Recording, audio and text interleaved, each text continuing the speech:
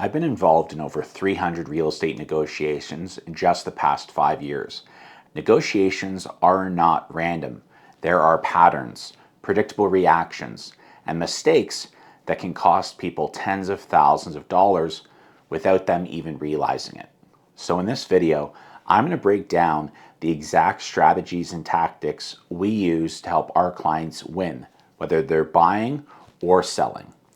These are the same approaches that have allowed us to sell homes at 100% of list price in this extremely challenging Toronto market, and also how our team has managed to secure properties where nearly half of our buyers 10% under list price in 2026 so far.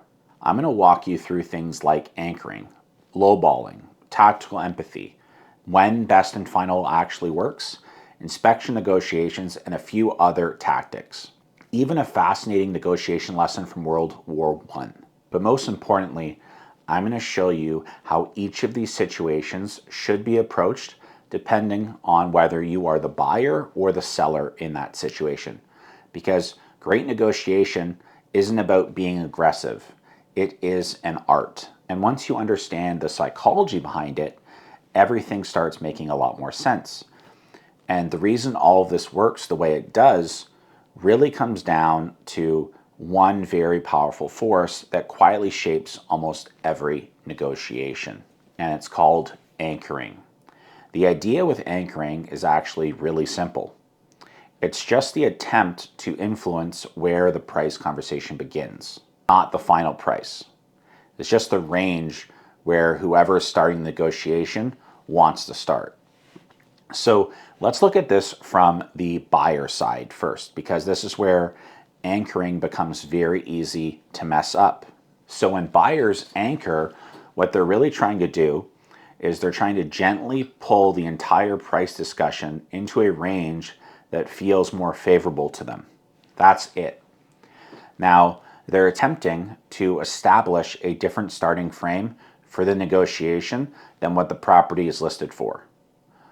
So the seller is anchoring the price range at the list price. Now buyers, they are often told to go in low with offers, and that advice isn't always wrong, it's just very incomplete.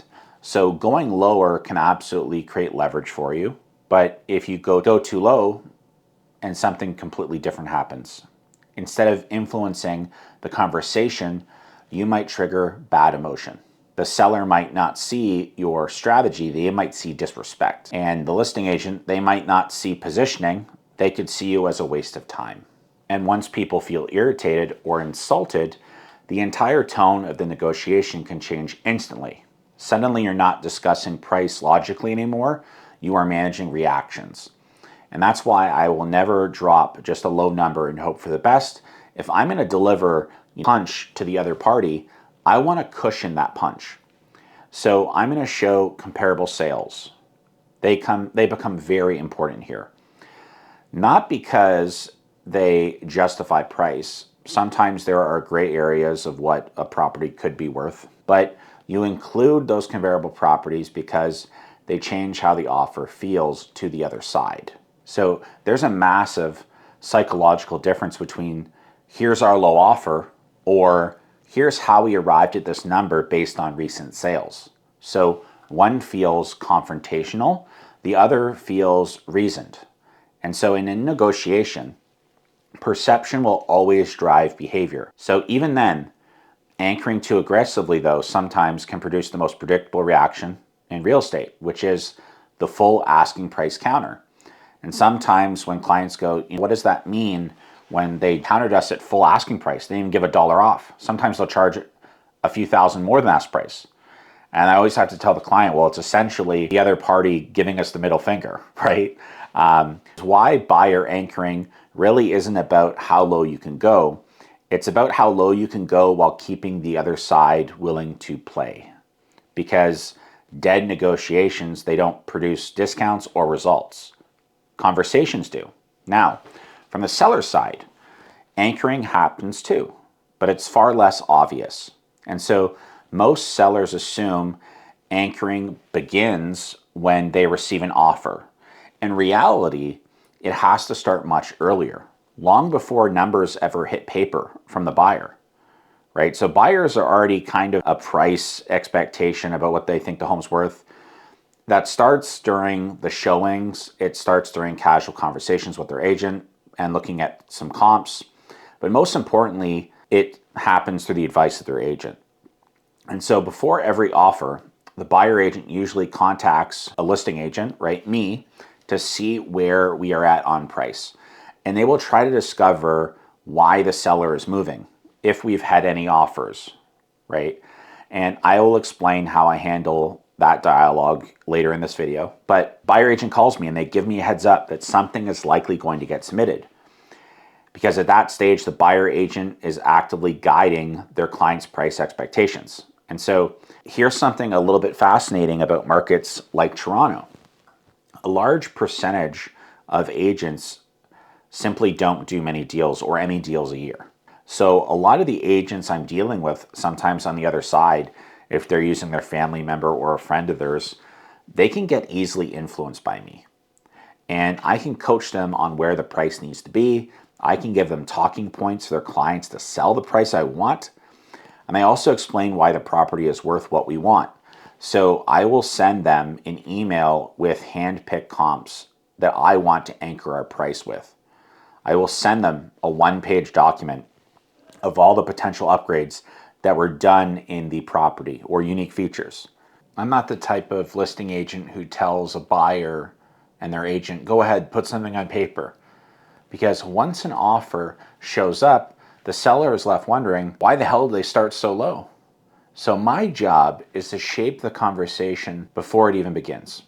So I want the buyer agent to feel comfortable justifying a stronger price position to their client. Now, when a very low offer comes in, most sellers instinctively will react negatively, right? That's normal.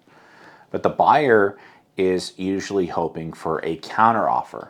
They're trying to anchor the discussion low. And the truth is, if we are very far apart because of where they started, instead of negotiating inside that range, sometimes you can, and I would advise that, and sometimes I would say we have to disregard the buyer anchor entirely. So we would do this calmly, professionally, but we would be essentially telling them, hey, we're not going to be playing the game in that territory. And so the tone matters tremendously here when I deliver these messages. It's never about sounding combative. It's about signaling confidence in the property and the price that we believe it's worth. So I will say something like, hey, I believe we're simply too far apart at that amount that you're at. When your clients have had a chance to review the comparable sales, maybe even check out a few homes in the neighborhood, you'll see the value here. And maybe then you guys will feel ready to present a more serious position. And I would be happy to have that conversation then. And I will resend them comps. And so this message accomplishes a lot, right? So it rejects their anchor. It removes any perception of desperation from us. And it forces the buyer to reassess. We're just positioning ourselves better. And it actually really throws people off too sometimes. Psychological shift of someone not countering back and suggesting that they look at the numbers again. So if they want the home genuinely, and if they're willing to pay the amount that you want as the seller, right, they'll often come back with stronger numbers, a more realistic positioning, and even an apology at times. But most importantly, refusing to counter, it can protect my sellers from negotiating against themselves. Right? Because once a discussion is anchored too low, climbing back upward, it becomes extremely difficult. Now, this isn't a move that you would use in every situation, but when applied correctly, it sends a very clear signal to the buyer, and that is, we are not under pressure to sell. We're not going to be giving this away. So buyers, of course, they have their own psychological tactics too, right? One of the most common one is the most simple, which is like a personal letter, right? The cool thing about personal letters is that they have nothing to do with price and the math, right? It's just everything to do with human behavior. And so when a buyer includes a letter, they're not trying to justify price. That's not a personal letter. They're trying to influence how the seller feels about them, right? What do we do for a living? Why do we like the home? We're planning to start a family. Oh, this is so close to my mom's house. Like that, right? And so price flexibility is very often emotional, not logical. So sellers sometimes, they don't just evaluate numbers, they evaluate people, right? We forget that homes are emotional assets, right? We have memories there, pride, identity there, right? We spend some of the best years of our lives in certain homes. And none of that lives on a spreadsheet. So when a buyer writes a thoughtful letter, they're trying to stop being just an offer and they're starting to try to be a person.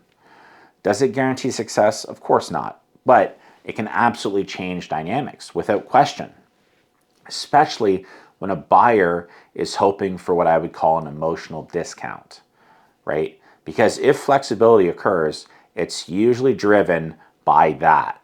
Now, for sellers, though, we have to reinforce a completely different rule here, which is information control, right? Revealing motivation, whether that's urgency, pressure, desperation, that can reshape buyer behavior instantly and make them feel way more confident that they can get a discount. And that is why strong seller positioning is almost always neutral when you're talking to people. So when buyers ask why my seller client is moving, the safest response always is no reason in particular, but we're simply focused on securing the right offer for this great property. So tell me a little bit about your clients. I'm going to try to get information back on the buyer. I'm not giving them a story about my clients. I'm not giving any of the leverage. I'm not saying, oh, we need to sell. I'm not doing any of that. And when negotiations drift apart, when numbers feel far away, you would want to get into an explanation letter instead. So I rarely see these used on listings, but we use them constantly for buyers, especially if we're going in with lower offer and we don't want to risk offending. If a seller sees a low offer and they get frustrated, they're mad, or think that we're not serious, they will walk away. So when we give that lowball offer with comparables and reasoning, right, something changes. We're trying to get it away from arguing about price and more about comps, right? We're trying to get a discussion that's more data oriented going so that we're thinking logically, not just that's ridiculous, they're not serious. We want to just get into the data. So when lowballing or facing a huge gap, you must explain your reasoning using evidence, right? And interestingly, when anchoring very low, like I said, personal letters, there's no point of even using them because they lose all effectiveness as the only emotions they'll typically be feeling will be angry towards you. So you need to use an explanation letter when you are lowballing. Now, eventually, nearly every negotiation needs a pressure moment. Otherwise, these discussions and negotiations can go on forever. That's where the best and final offer strategy comes in, right? It's simply about introducing boundaries. And so without that compression, negotiations can loop forever with tiny counters. You can go back and forth because people are always going to be like, well, why don't we get another $5,000 off? Why don't we do this? Why don't we do this? There's no incentive to end it, right? So when a best and final position appears, that's where psychology will shift a bit, right? Because now the other side, they have to evaluate the risk. What happens if we lose the deal, right? Are they going to walk away? And so contrary to popular belief, best and final does not kill negotiations. It doesn't even mean negotiations have to stop, right? Often they continue, but decision-making speeds up because everyone now understands that one party has said the movement's going to be extremely limited from that one price. Now, what happens sometimes even after a best and final moment? What if the negotiation doesn't come to fruition? Well, you could agree to the price there and then look forward to the home inspection to maybe try to renegotiate. So when you have a home inspection, up until this point, both sides have negotiated based on beliefs about the property, assumptions, expectations, and the market. But the inspection, it changes everything because now we're getting into the bones of the home. New facts enter the conversation. So from the buyer's, inspections can absolutely create opportunities that they did not have earlier in the negotiation. So when we find defects, concerns, future costs that might come into focus, we are able to go back to the negotiating table. And it's not even being about difficult, it's about reassessing value based on new information. That's why you always want conditions when you buy. And so when you tie your demands or price discount to removing the conditions, essentially saying, hey, we will move forward with this deal if we resolve this, which we think is worth that.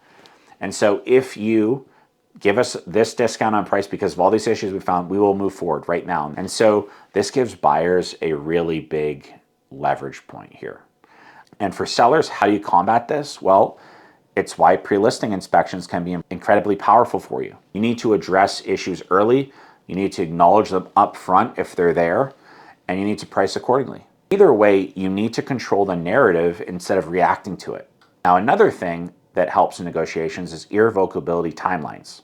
It's a quiet yet impactful decision that gets made when you're typing an offer, and people don't understand how much it can influence the situation. So when you as a buyer submit an offer, you give a date and time where the offer would expire. So it's kind of like a response window. Now, as a buyer, you want that to be shorter in time, but not too short that you upset the other party. But you want it short because it makes the seller counter you or accept your offer faster. So the shorter the irrevocability, the less chance someone else might jump in and submit a competing offer, which would obviously take away most of our leverage and probably increase the price. Now, sellers, on the other hand, we always fight for longer timelines. The longer the irrevocability date and time, the more we can notify agents who saw the property that we have an offer. I can talk to all the people that showed up at the open house. I can talk to all the people that reached out to us. We can attempt to get another party to submit an offer and make this a multiple offer scenario, which then gives us the leverage to get conditions removed, get the price up, and I will not allow our sellers to be put under a tight deadline. So I always ask for a minimum 24 hours. I make this very clear with buyer agents. Now, for buyer clients, when we're in negotiations, we ideally want a response from the seller the same day. So if we offer in the morning, we might give them till 8 p.m. to respond that night. If we offer in the afternoon, I might give them till 11:59 p.m. that night. This is also why I prefer clients doing offers on weekdays instead of weekends. There's way less chance of running into a competing offer, and the seller is way less optimistic during the weekdays because things are slower. But if you negotiate on weekends, they have lots of showings going on, lots of activity. You could stir up a multiple offer scenario. So timing is very important. Now, I told you about a very cool Christmas World War I story. I want to explain it because back in 1914, on Christmas, something extraordinary happened in trench warfare on the battlefield. And so soldiers from opposing sides who had been actively fighting, killing each other, they temporarily stopped. And they emerged from the trenches, they exchanged greetings, they shared food, and they even played soccer. Now, think about that for a second. These were enemies actively at war, yet for a brief moment, the conflict paused on several battlefields. These weren't orders given by generals. So how did this happen? Well, however temporary it was, their interests aligned on Christmas Day. They all just wanted to enjoy that day and have a break in the battle. And so this is why it's so important in negotiations to be mindful of this, to remind the other party that we are working towards the same goal. We are aligned. And I will attempt to win over the other agent by constantly saying, hey, I appreciate how hard you're working on this. I'm sure it must have been difficult to get them up that little amount. I want them to see me as an ally because only then can I actually influence the situation fully for my clients. And this also leads to one of the most common and costly mistakes I see, especially in 2026. It's negotiating over text, trying to negotiate through text messages. Now, I get it. Texting feels convenient. It's fast, it's easy, it's low effort, but negotiation is a game of strategy, influence, tone, and psychological signals. And text messaging almost strips all of that away. There is no ability to soften delivery of a message or read reactions, have someone reveal something unexpected to you that could matter in negotiation. That's why people that are text-heavy negotiators, they have worse deals. Their deals are prone to misunderstanding more often. And people who call, on the other hand, they have the ability to influence much greater. It allows you to sense maybe flexibility that wasn't explicitly stated. So I live on the phone during negotiations. I just know that that is where I'm going to find an advantage in this negotiation for my clients. And when negotiations become tense, which sometimes they can happen at certain points, the ability to manage tone and emotion becomes critical. Every negotiation is very emotional typically, whether people will admit it or not. But generally, when you've got money that is involved And people fear being taken advantage of. People feel these things, and sometimes they get over emotional and they don't think logically. So my job, and I work very hard to make sure that I'm always in a calm state of mind. I can't be going through the emotional waves of the negotiation. I have to stay centered while everyone else might be reacting to things, because you have to understand that remaining unemotional doesn't mean that you don't care about the outcome, but it means that you don't allow temporary reactions to dictate permanent decisions for yourself, right? For my buyers or sellers. The most interesting things about negotiations is that the strongest negotiators aren't the ones pushing the hardest.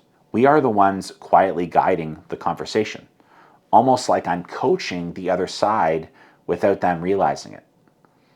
If you'd like advice on your situation, or even want me to negotiate on your behalf, let's talk about it. If you found this helpful, please give a like and subscribe. As always, thanks for watching.